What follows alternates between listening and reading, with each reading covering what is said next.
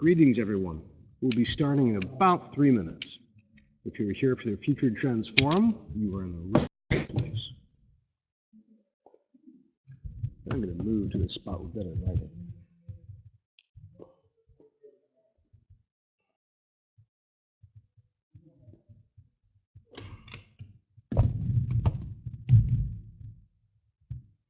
Welcome. If you haven't been here before, we will be starting in about 3 minutes.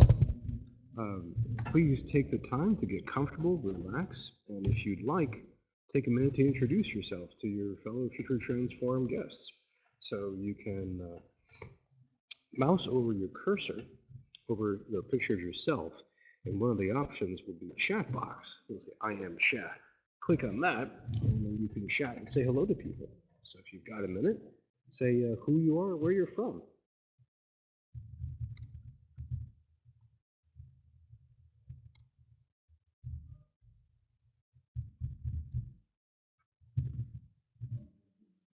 And if you haven't been using the technology before, can't remember how it works, I'll explain it all in about 2 minutes.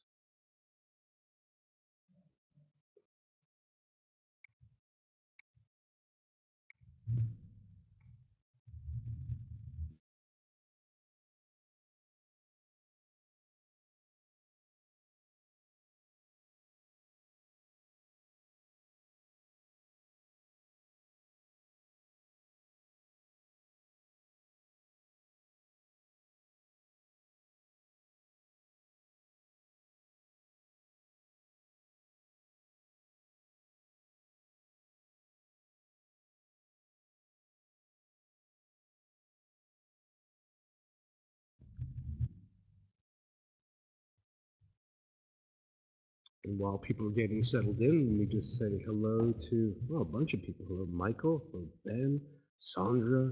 Hello, Ryan, Rita, Aaron, Michael, Danielle. Hello, Paul. Hello, Pam. Welcome, everyone. Hello, Rita. Hope things are nice in California.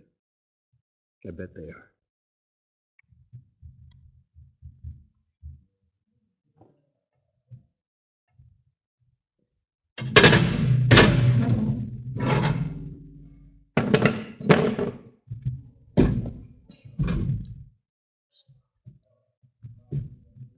Well, now that everybody's settled in, why don't we, right now, start the show.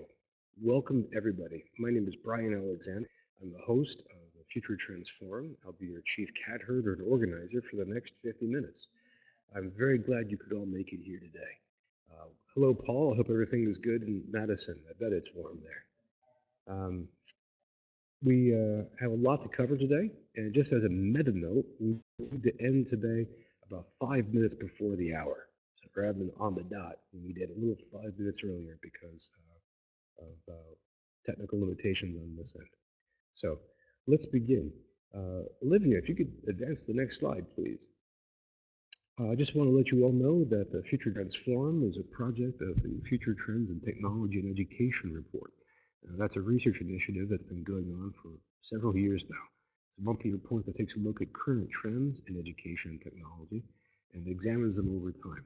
We've been doing this for some years now, so we have a good database of longitudinal trends.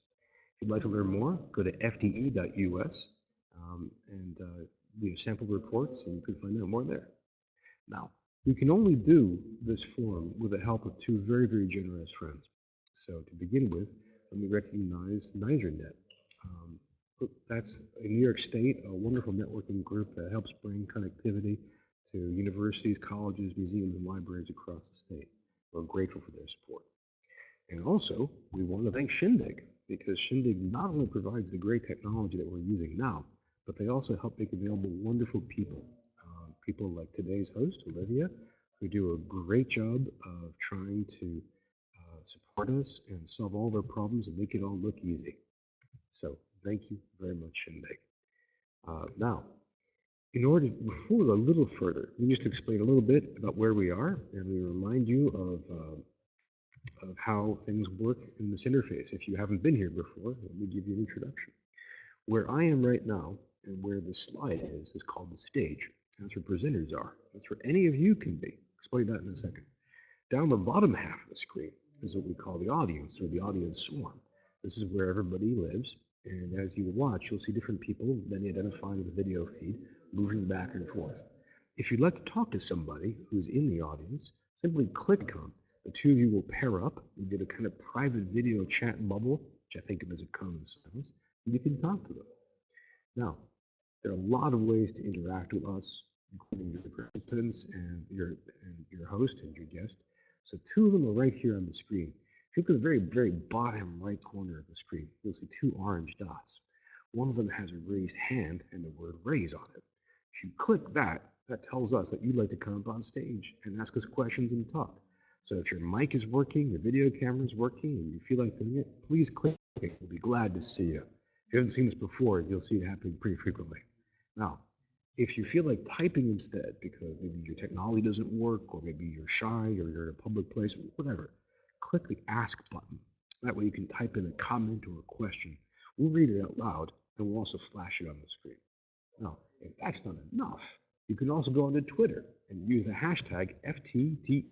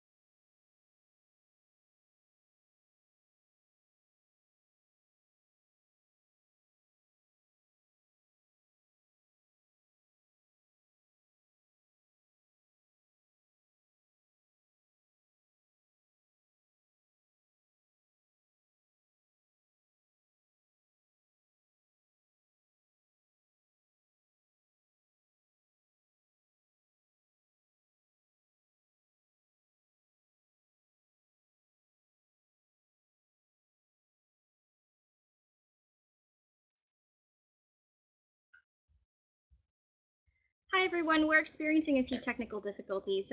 Please just give us a minute and we'll be back on shortly. Thanks.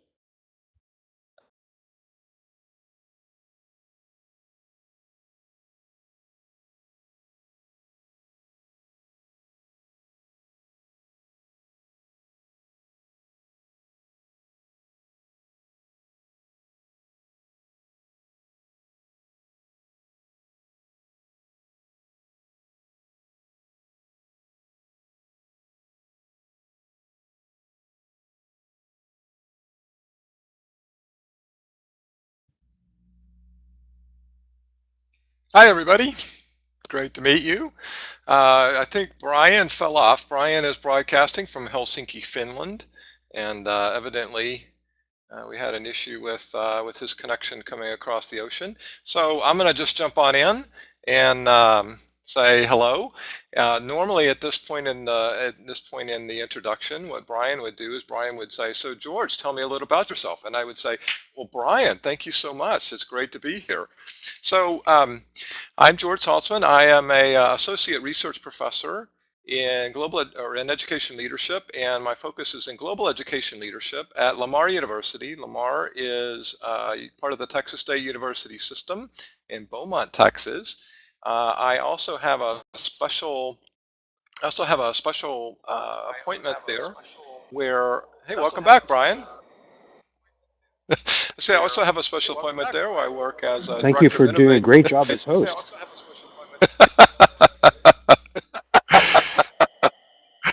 I'm just doing an introduction to myself, and I'm going to get going. Perfect. Welcome back.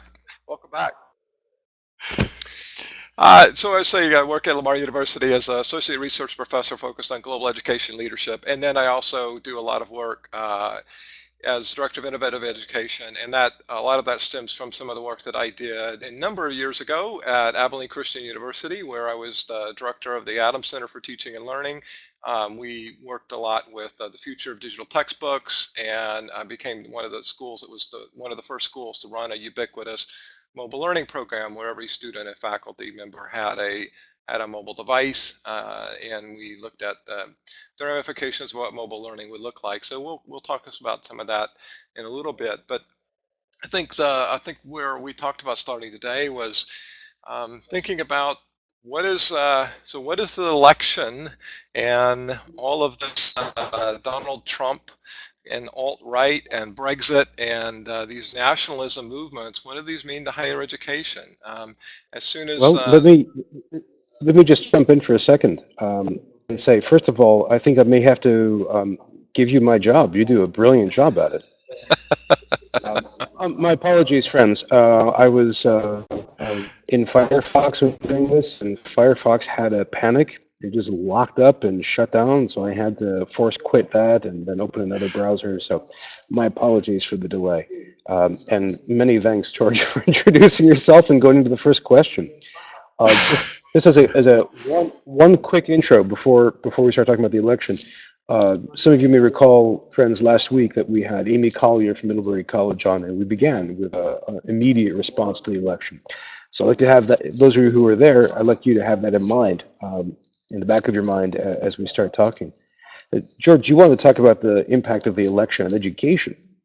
Please go ahead. Well, that was, as soon as I think we all woke up on Wednesday morning and we realized what the future of the United States would be with Donald Trump as president, there were a lot of questions, and many of my friends and colleagues were starting to ask, what does this mean for higher education? Is there going to be a Department of Education? What are the ramifications happening? With immigration, how is that going to impact higher education? And Brexit had a little bit of a head start, and there's been a lot of conversations, and there's a little bit of evidence now about how Brexit is affecting the UK higher education system. I think right behind us is France. Marine Le Pen and the National Education Front. There's a lot of movement there to The Front National, not National Education Front. Yep. That would be Yep. our party.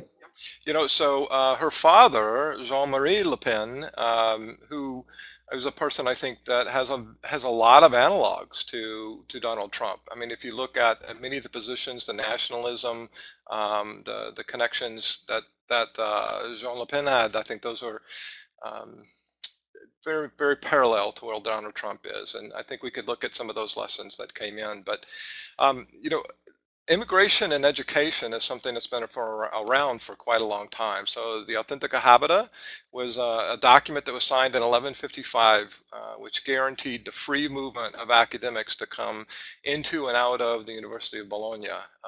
In fact, the very word university comes from universitas, which is the Latin word, and that's where it was meaning a combining of students from different nations. So when we talked about what a university is, we defined it by students from many different countries coming together.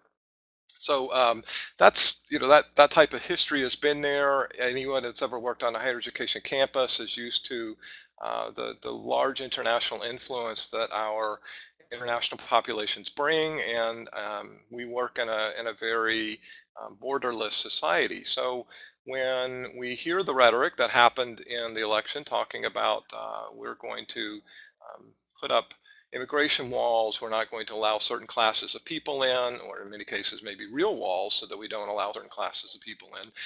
Many of my colleagues were saying, so what do you think that means? And I thought, well, that's a great conversation maybe to unpack here a little bit, because I think it has a great technology ramification towards the end of it. But in the decade of the 2000s to 2010, uh, the number of international or global university students increased dramatically. There was a 53% increase in international students studying. About 150 million students worldwide were studying at a institution that was at a country that wasn't their own. In the United States, that grew not quite as much. The United States is still the leader of international enrollment. We've got about 750 million international students who are um, part or 750,000, sorry, students who are international and involved in higher education study in the United States.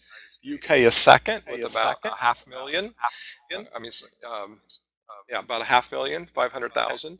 And then Australia follows right behind that with about 250,000. So those three, the US, the UK, and Australia are the three largest. But that is quickly changing. China, the United Arab Emirates are coming along very, very quickly.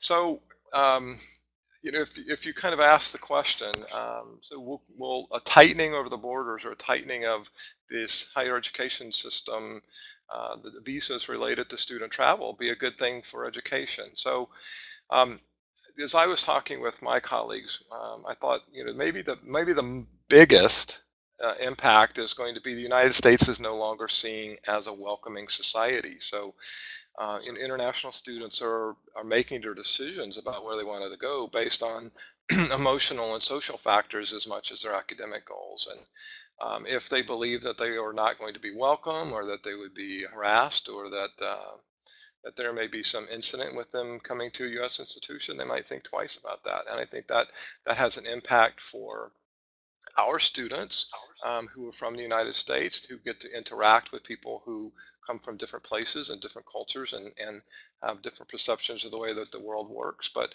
I also think that that has financial ramifications for our Huge ones. institutions. So Huge ones. yeah, absolutely. Um, let's think Um, about the Fulbright program. Would the Fulbright program mhm. continue under a Trump administration? That's been one of America's greatest outreach programs, as we would take the very best of our higher education faculty and allow them to travel around the world and disseminate knowledge.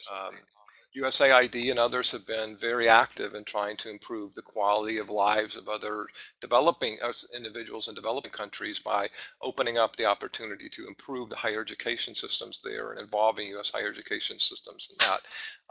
USAID and others in Pakistan had invested heavily in the Pakistani higher education system, paying for hundreds of Pakistani individuals to come to the United States to get their PhDs so they could go back and build a more robust higher education in Pakistan, with the idea that that will generate jobs, that will grow the economy, and that will quell some of the radicalization that was growing up within Pakistan. So I think all of those are up in question, and it's really hard to know, because this was an election in which we didn't talk about real policies. We talked about personalities, and we talked about things that were not of substance. And so the best that I could tell, Donald Trump ever gave one speech on higher education, and it was related to how we would think about maybe improving the indebtedness of students with student loan restructuring. So I think that's completely unknown.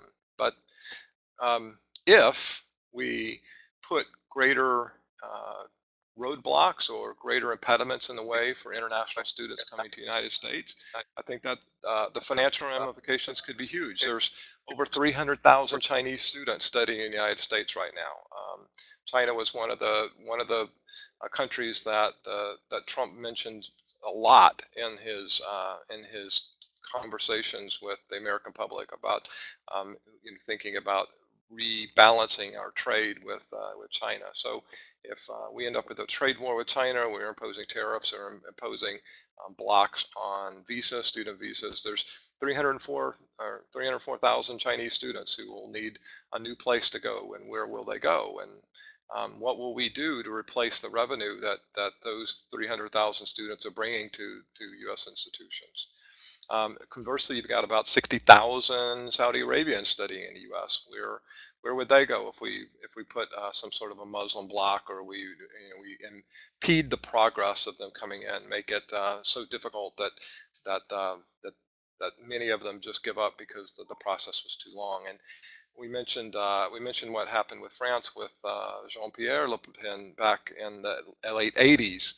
Um, Immigration was put through such a bureaucratic process that it took maybe as much as a year or 2 years for you to get your student visas approved, and that led to a great movement away from international students wanting to go to French universities. So, I think the financial ramifications could be big, and in a time when U.S. institutions aren't necessarily in the best financial shape. As government funding's been cut, we've been making up a lot of that by charging out-of-state tuition to international students.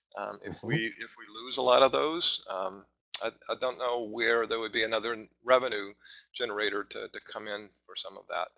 So cultural losses, revenue George, let losses. me pause you just for a second. You bet. No, these are huge losses, potentially. Mhm. And I think you covered an awful lot of ground and a lot of options. I put a few of these out by Twitter to hear what people have to chime in. And let me just remind everybody that if you'd like to share your thoughts about the impact of the election on education, again, use the two orange buttons to raise your hand or type in something, or use the chat box or pipe up on Twitter. We have a lot to cover. Let me ask you one particular question about this. Do you think that if we reduce the number of international students going to the US, do you think that US faculty will have a harder time collaborating with faculty in other countries as well on research matters? I absolutely do. In the program that I teach in global education leadership, most of our students, I Mhm, think now, are international. So, teaching at mhm, the doctoral level, those are students that are going to go out and become faculty at institutions around the world, which will ultimately be my future colleagues. And we already participate and collaborate on a number of research opportunities. The Fulbright program, that's been an opportunity for many of our faculty to engage with other faculty around the world. The output of many Fulbright scholarships are collaboratively written papers where mhm. US professors might be engaging with professors from their home country as part of the research or study that they did. So, absolutely, I think that has an impact, a potential impact. That's something that we'll have to see. Well, we're still not sure. You have to wonder too what will happen to state funding, especially if states continue to see very little political reason to support higher education, and they have competing calls on their funding from Medicare, from pensions, and perhaps from prisons. Yeah, one of the things that I think could have a dramatic impact with a closing of the borders or a tightening of the borders is how many international faculty are teaching at our institutions. So Hmm. it's a very big and prestigious part of the American higher education system to have such diverse faculty with very different cultural backgrounds and very different experiences. So. Um, this is a little fact that I dug up in kind of prepping for this program. But if you think about all of the Nobel laureates that have come from U.S. institutions, roughly 1/3 of those were foreign born. They were individuals. They came to the United States. They Mm. studied and they stayed here, or they were individuals who um, immigrated here so that they could teach at a U.S. higher education system. The higher education system in the United States is generally perceived as the best in the world. And that if you look at the top 10 higher education institutions that are ranked globally, the United States is always well placed there. So for a premier scholar to be able to come to a place like Harvard or Princeton and be able to practice is a very prestigious piece. And if we block some numbers of those people, I think we will end up blocking a number of potential future Nobel laureates or people who have the opportunity to really provide value into the economy, into the social network that universities provide. Of this year, all six of the Nobel Prize winners from American universities were all foreign Mhm. born. So um, Wow. if we sort of lock that down, what does that mean for that future? I think that's a very big question. So, Well, um, that's a great question. Let's take this back to the campuses a little more closely. Um, there's been student protests for the past week yeah, on many campuses. I mean, small in numbers, but significant. There's also the possibility that if the United States government now, or sorry, in January, decides that it wants to deport people that there may be resistance at the local level. We could imagine campuses declaring themselves sanctuary sites or universities in sanctuary cities joining that alignment. Perhaps student groups deciding to protect immigrants from being deported. Do you think we'll see some kind of low-level civil unrest ripple across the campuses? Absolutely. I don't know. I just don't know where this is going to go. Clearly, there is the events of around the election and leading up to the election, and even going back into last year with Black Lives Matter. There is a upwelling of student motivation that has not been seen since maybe the 60s. Um, Hmm. Universities are always a place in which freedom of expression and alternative views are promoted and allowed, and I think that has been always a place where dissident views are expressed, and we see this resurgence of that. And um, I, I absolutely agree with you that I think that our universities are going to continue to be places in which we discuss these issues, and we're going to discuss those in the classroom. And I think we're going to see more students discussing those through through activism.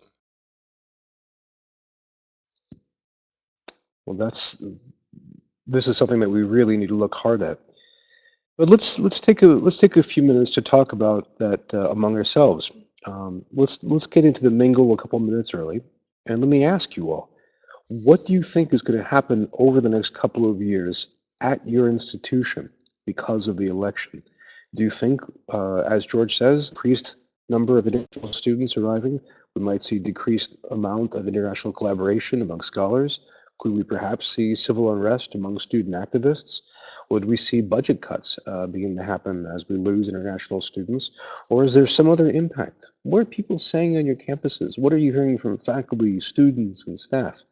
So for the next 5 or 6 minutes, let's talk to each other about that. Now, remember, just to remind you, and if you haven't been here, just to explain, what's going to happen is George and I will climb down off the stage and mingle among you, and everyone gets a chance to talk to each other. And if you haven't done this before, it's super easy. Simply take your cursor, click on one other person, and if they want to talk to you, your two bubbles will connect and you'll have your own private virtual conference. Now, if you don't want to talk to anybody, either because they don't have as much hair as I, or because your mic and video camera aren't working, or you're in a public place, or you're afraid of George's gleaming head, whatever, that's no problem. Mouse over your own icon, and one of the options will be a little lock. If you click that, nobody can bother you without you allowing them to. So again, let's take 5 minutes. Let's talk about the election and what it means for the next year at your institution. Olivia, please take us off the stage. Mingle time.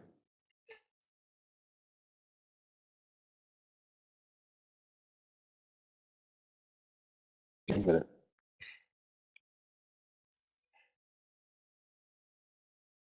Okay, that was an exciting couple of conversations. Welcome back, everyone. If you haven't been here before, this is the time we come back from the mingle. And my guest tonight, Olivia, if you could yank George from his conversation and put him back up on the stage.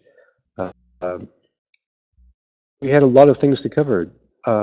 George, what did you find in your mingle conversations?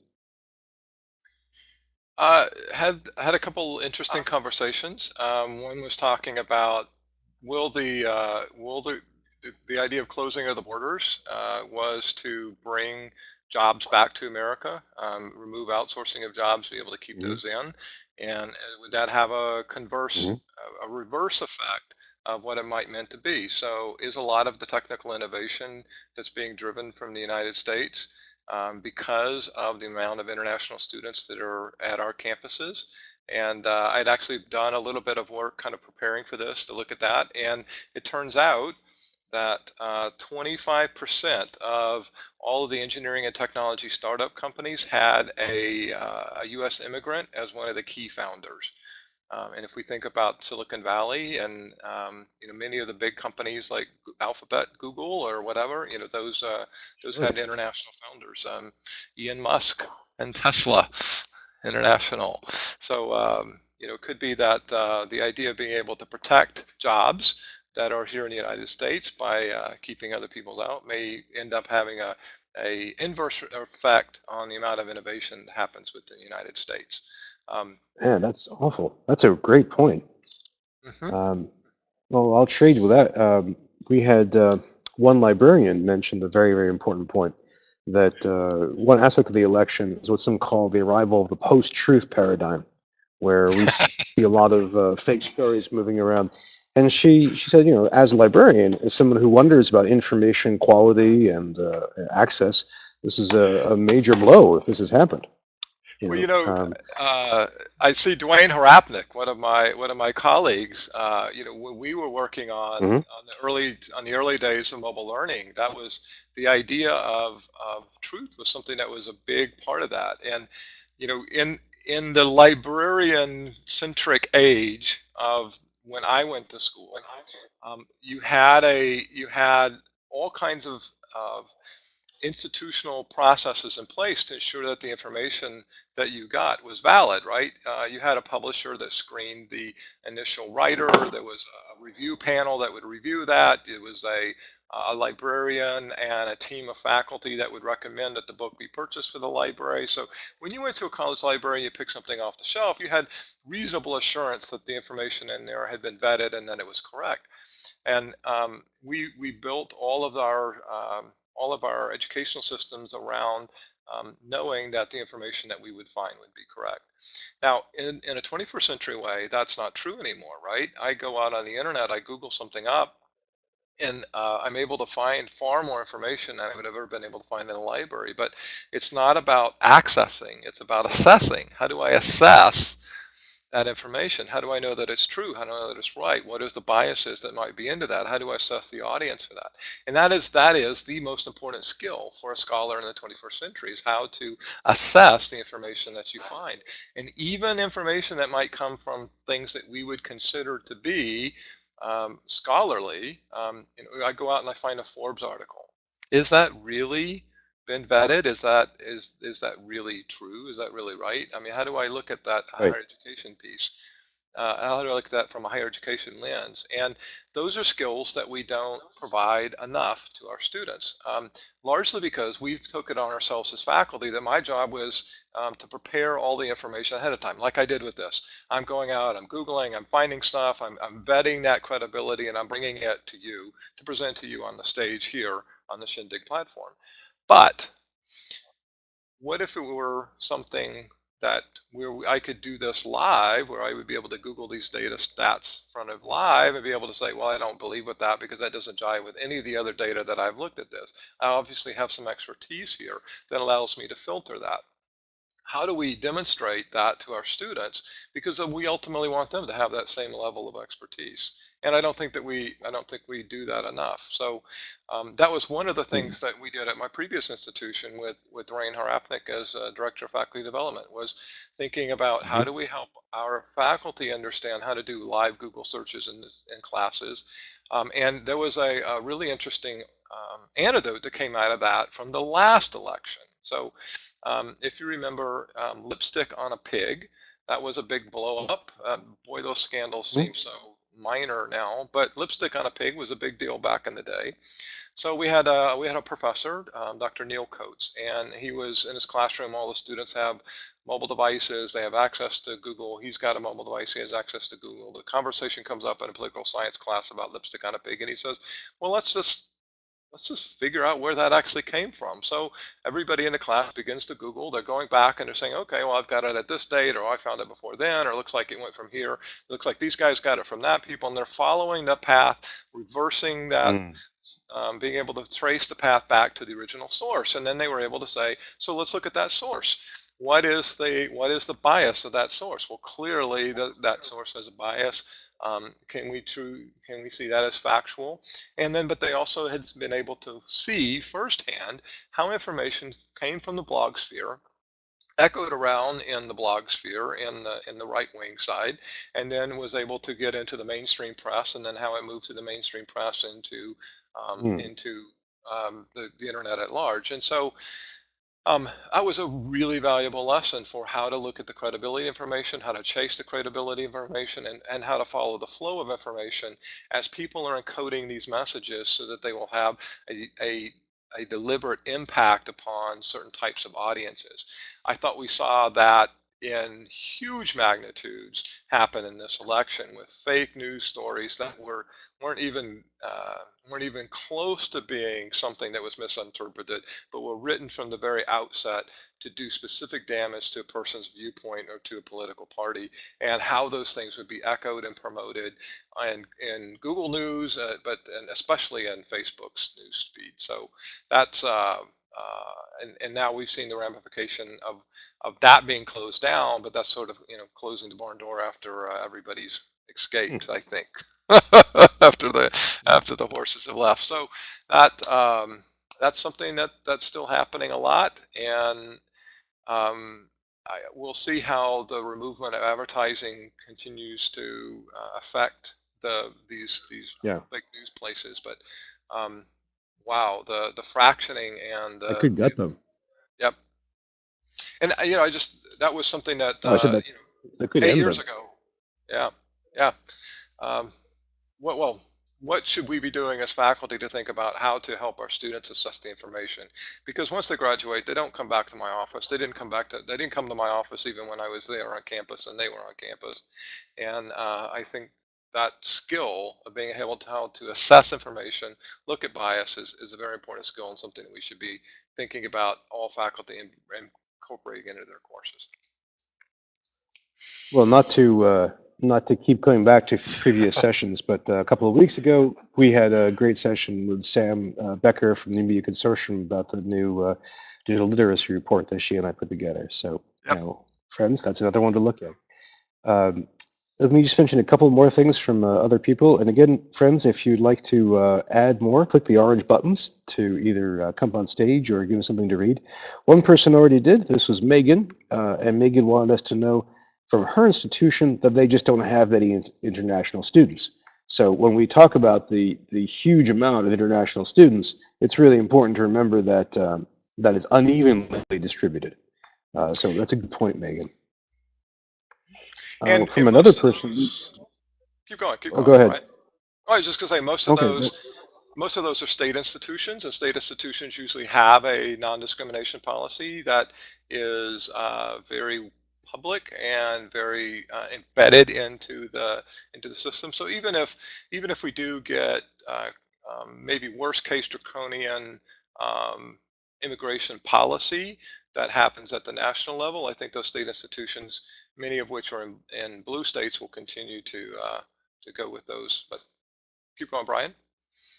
Well, there's yet another angle to this as well as we keep pulling on this big ball of twine. One aspect, I heard from another person in a blue state at a public institution that they have a good number of undocumented students, and they are afraid first that the students may simply disappear. The second fear is this is very, very important too. In another way, she brought up that we have students who have family who are immigrants, and so maybe the students are in danger, maybe not, but they'll be heartbroken, heartsick with worry about their family. So this is something that may impact our students in many ways. You think about students as having issues with worrying about their family. They may leave. Their studies may suffer. There's a lot of angles to this. And one of the most important aspects for student persistence in undergraduate is their perception of whether they're welcomed on campus or not. And if they live in a society in which they feel like they're not welcome, or if they're getting comments by other people saying, aren't you going to be deported tomorrow? Then they feel like this is not an institution where they're welcome, and they drop out. And that has a profound life effect on their ability to be productive members of society, as well as wage earners and providers for their families. George, I'm conscious of time, and so I want to say first, we have to have you come back just so we can keep talking, because there's a lot to cover. We were going to talk about two specific technologies, but we don't have time to dive into them. So let me ask you a kind of duct tape question. What do you think are some of the implications for technology in education with all this? I mean, Well, do I you think. think? Go ahead. Well, I was just saying, I think technology is going to be a real big winner, especially online learning. We saw this happen after post 9/11. So after 9/11, we saw a tightening of immigration, especially for international students, because many of the Uh-huh. terrorists that came in on 9/11 came in on student visas. And what we Hmm. saw happen with that was two things. One, a boom, I mean, a huge boom of international campuses in countries like the United Arab Emirates. You now have Dubai is one of the largest international campus hosts for international campuses in the world. China was another one that grew very broadly. But I think online education, which is how our program reaches out to bring in students from around the world, is going to continue to grow and grow dramatically, because you don't need a visa to participate at a U.S. institution online. You can stay in your country. You can still engage in a fully uh, prestigious, fully engaged, rigorous program in the United States, but be able to do that online. And I think that's going to be a big technology winner if we do close, or even if the perception of the borders being closed continues to happen. I'll choose to go to a U.S. institution, but I'm going to do that online rather than going directly.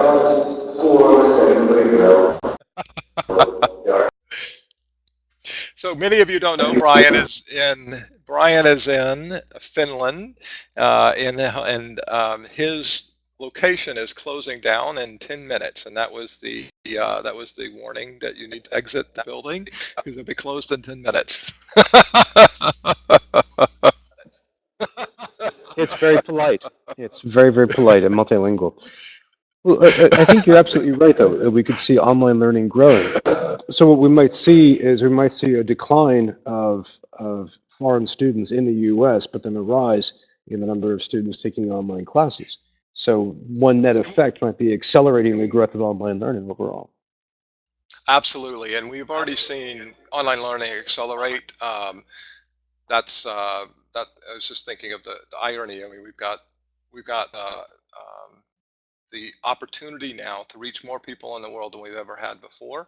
And if we chose to, as an institution and as a nation, to be able to reach out and close those gaps, I think that there is an opportunity to expand our influence across the world, to be able to expand our connection with people from cultures that are different than our own, and our ability to engage and build those types of relationships, whether that's at the professional level for our faculty, or with our students who are having those in their peer groups within their courses.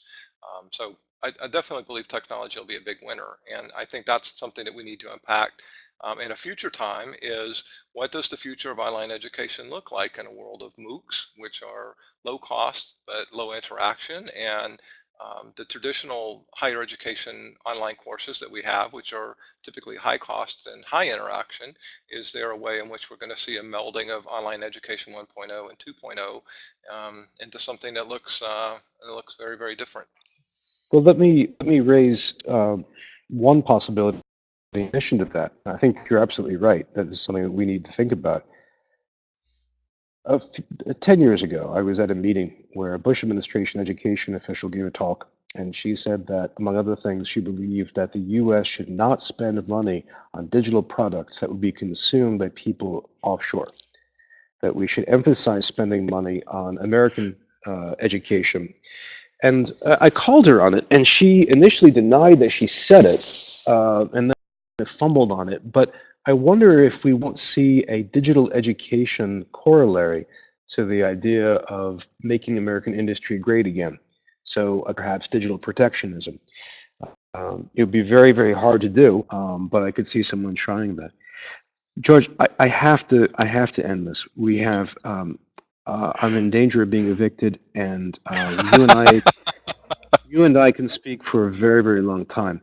You have given us a huge, huge amount to think about. I mean, a lot of great ideas. You've given us a quick analysis that has taken us through this in more depth than I've seen anywhere.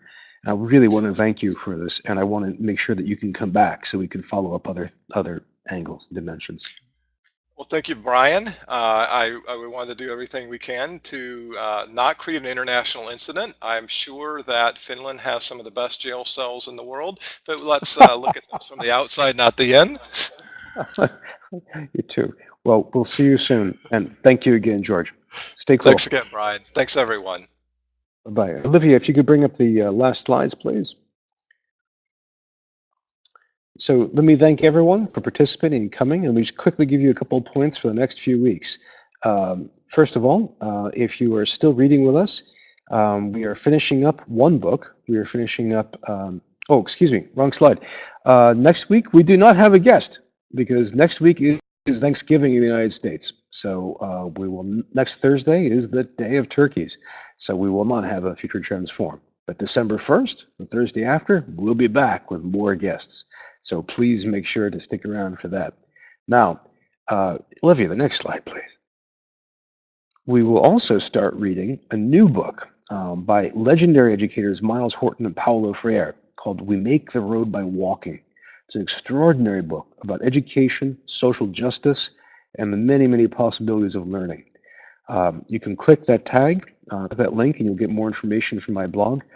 We already have dozens of people talking about Twitter. I think this is going to be a major book to read. Click that link. You'll find out more about the book. I strongly recommend following us if you're at all interested in these ideas of accessibility, race, access, justice.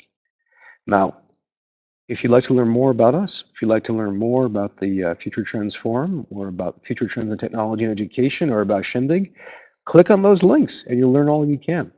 I have to run, guys. If you're in America, have a great holiday next week. And for everyone, stay safe. Thank you for coming. We'll see you next time on the Future Trends Forum. Bye-bye.